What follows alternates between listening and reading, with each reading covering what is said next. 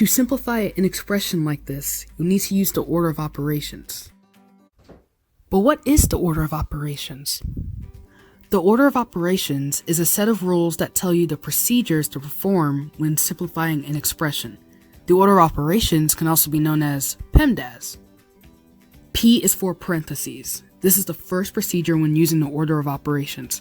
So whenever you see something like this, simplify whatever's inside. E is for exponents, which is the second procedure. The exponent is also known as the power, and it tells you how many times you have to multiply the number by. For instance, 7 to the power of 1 is 7. 7 to the power 2, or 7 squared, is the same as 7 times 7, which is 49. M is for multiplication.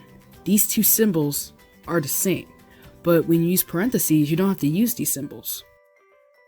For example, 7 times 1 is the same as this and this. D is for division. A is for addition. Last but not least, S is for subtraction. If you think you'll have trouble remembering the order, memorize the phrase, "Please excuse my dear Aunt Sally." The first letter of each word spells PEMDAS. Now I'm going to use the same expression I showed earlier as an example. Following PEMDAS, parentheses is the first procedure, and since that is shown in the expression, I have to simplify whatever's inside the parentheses. 6 plus 1 equals 7. Using exponents is next. The power shown above the 7 is a 3, which means I have to multiply 7 3 times. 7 times 7 times 7 equals 343. Multiplication is after exponents, so now I have to multiply 5 and 343. 5 times 343 equals 1,715.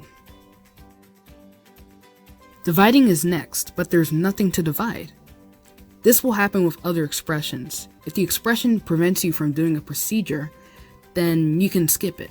With that being said, I can move on to addition.